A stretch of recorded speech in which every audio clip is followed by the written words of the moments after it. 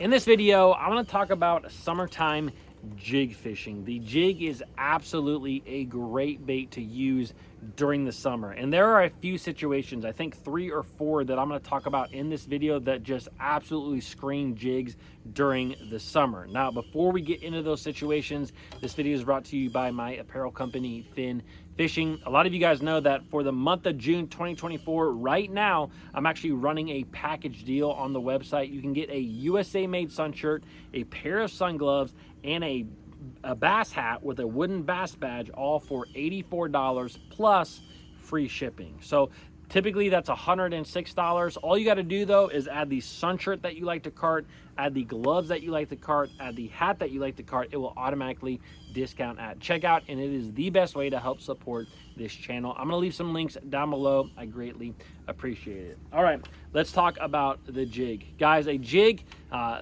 some of you may know this, but if I could only have one bait for the rest of my life, it would be a jig. And I don't feel bad, but I know there's a lot of guys out there who don't have confidence in fishing a jig. And I know that it just sometimes takes a little time with this bait to start to understand how it feels under the bottom. But I just highly encourage you, if you do not have confidence with a jig, to start picking it up, because the thing is the most versatile bait that we own. You can fish it shallow, you can fish it deep, muddy water, clear water. You can swim it, you can hop it across the bottom, you can just do everything with this bait, and that's why I think it is so versatile. And more specifically, this jig right here is kind of my go-to all-around jig. This is the Strike King structure jig, and I love this jig. I like a lot of jigs out there on the market, but this one to me has a special place because it's like the one jig that if I'm not getting bit on anything else, I'll pick up this jig, because I will swim this jig, I will hop it across the bottom, I will drag it on deep rock. It is so versatile, and it is just a really good bait. We'll talk a little bit more about that. Now, let's talk about the few situations that I really like to fish a jig in the summer. Now, the first one is gonna be like what you see behind me. Docks are great when it comes to a jig, or a jig is great for docks. And the biggest reason that I like a jig around docks is that it just allows me to be very efficient. Sometimes, especially in the summer, the name of the game when it comes to dock fishing is simply hitting as many docks as possible and finding the few active fish that are holding on a dock. And a jig allows you to be very efficient, because typically I'm going to use a 1/2 ounce jig. That's what this is right here. And I can cast that thing, I can skip it way up underneath of a boat dock, and then I can fish that jig relatively fast, make 2 or 3 casts around a boat dock, move on to the next one. It really allows me to be extremely efficient. Now, in the summer, one of the most important things that you want to understand about dock fishing with a jig is that sometimes you can actually fish below the fish. I've seen this a number of times. It's happened to me a number of times where you are actually be fishing docks that have fish on them, but you're fishing that jig below the fish. And what happens is, especially in later summer, those fish will tend to suspend a lot on docks. You may have a dock that's sitting in 8 foot of water, 7 foot of water, 10, 12 foot of water, and those fish will actually be kind of halfway down the column, maybe 3, 4, 5 foot below the surface. Now, if you cast that jig up into the dock, let it sink to the bottom, sometimes those fish are going to get that jig on the way down, but other times you're just going to work that bait across the bottom and never get bit. That fish is not going to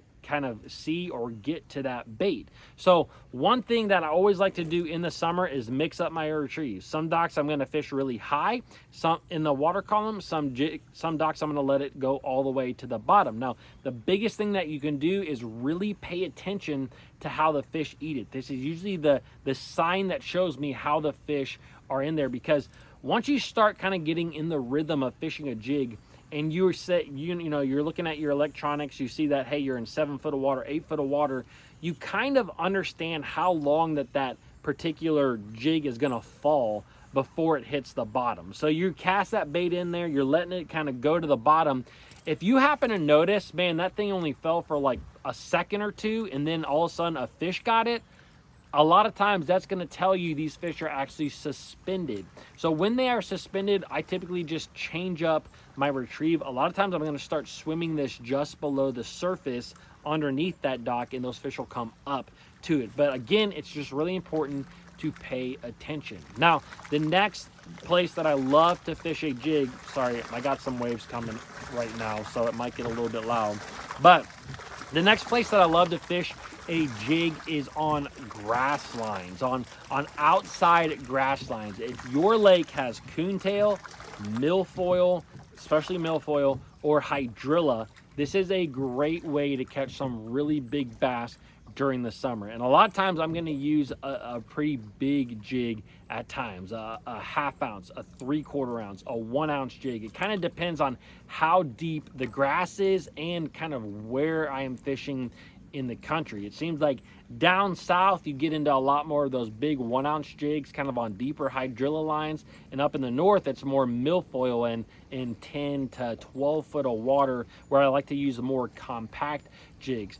The big thing with this though is that a lot of times these fish are just going to get at the base of the grass, and so what I'm going to do is I'm going to flip, you know, my jig, and I'm going to be the nice thing about this is that you can use your electronics, but a lot of times you can visibly see the grass with your own eyes, so you just can kind of follow around grass lines, flipping in them, letting that bait get to the bottom. Usually I kind of jig it 3 or 4 times there, and then reel up to the next patch and go.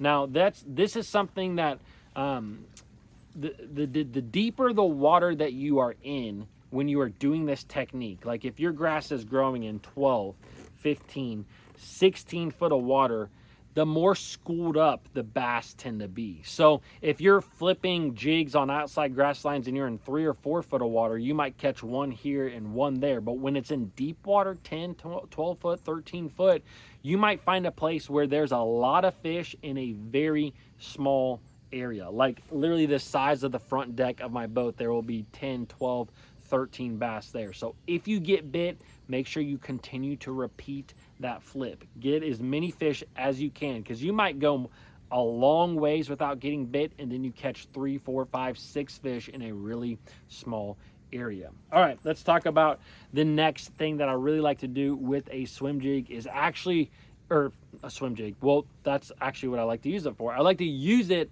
as a swim jig a lot during summer. Now, there's kind of 2 areas that I'm going to do this. One is just fishing the bank. If I am just going down the bank, even if it's a rock bank like you see here, maybe it's lily pads, whatever it may be, it could be laydowns, I just like to swim a jig. I'm going to keep it really high in the water column. There is always a shallow population of bass. You know, there's bass that are feeding on bluegill that stay shallow year round, and this is a great way to catch those fish. Now, the other thing that you can do is fish and when I'm doing that, I typically like to fish that jig on straight braid, just so that you guys know. And when I like to, the other thing I like to do with a swim jig, sorry, I can't talk today.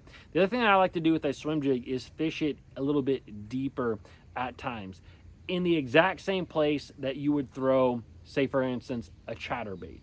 So if you're fishing lakes that, you know, typically have a lot of grass in them, the first thing that a lot of us think about is a chatterbait. You know, whether this is in Florida or in Alabama, wherever it may be. If you have grass, you fish it offshore, you're kind of ripping a chatterbait through. In the springtime, that's a great technique. Even in the summertime, that's a great technique. But sometimes the bass get really used to that vibration of that chatterbait coming through the water. So what you can do instead, pick up a swim jig, fish it really, really similar. I'm going to make long casts. I'm going to be kind of just reeling this through the grass. Every now and then I'm going to pop it off grass, let it sink back down, keep reeling it through. There are days, especially days where it's very still out, where this will dominate a chatterbait. Guys will be fishing chatterbaits around you, not catching a thing, and you will be going to town with it. Now, when I'm fishing off the bank like that, a lot of times I actually switch over to fluorocarbon. I'll use 20-pound straight fluorocarbon. So guys, those are kind of the big ways that I like to fish a jig during the summer. And I can't talk today, but hopefully I'll be able to talk tomorrow. Hopefully I will see you tomorrow.